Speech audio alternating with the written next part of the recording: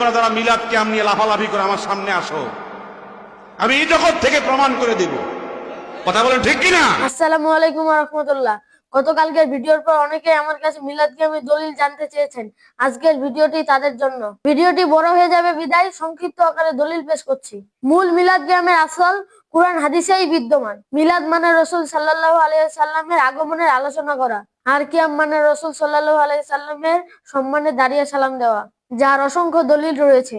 আসুন জেনে নি কুরআনের কথায় কথায় মিলাদ কিয়ামের কথা আছে। সূরা তাওবা আয়াত নং 128, সূরা সফ আয়াত নং 6, সূরা বাকারা আয়াত নং 129, সূরা আল ইমরান আয়াত নং 164, সূরা ইউনূস আয়াত নং 58।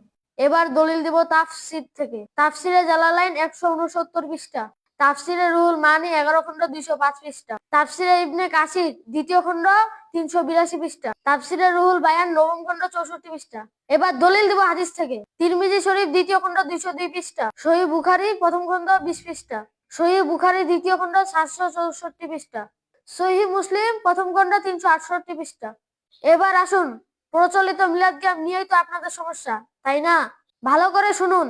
আমরা যেভাবে মিলাদ কিয়াম করি তার কাইফিয়ত মুস্তাহাব হওয়ার ব্যাপারে ওলামায়ে কেরামদের মাঝে ইজমা হয়েছে। যে সমস্ত ওলামায়ে কেরাম মিলাদ কিয়ামের পক্ষে রায় দিয়েছেন তারা হলেন হাফেজ ইবনে হাজার আসকালানি, হাফেজ ইবনে হাজার হাইতামি, আল্লামা ইমাম শাখাওয়াবি, আল্লামা ইবনুল কাইয়িম জাওজি, আল্লামা শিহাবুদ্দিন কাস্তালানি, মোল্লা আলী কারি, কাজী আয়াদ, মাওলানা আশরাফ আলী থানভী, শাহ আব্দুল হক মুহাদ্দিস দেলভী, হাজী এমদাদুল্লাহ মুহাজিরের মাক্কি, মাওলানা কারামত আলী জৌনপুরি, মাওলানা হুসাইন আহমদ মাদানী সহ আরো বহু সংখ্যক ওলামায়ে কেরাম ঐক্যমত পোষণ করেছেন। অতএব মিলাদ কিয়াম জায়েজ, 100% জায়েজ।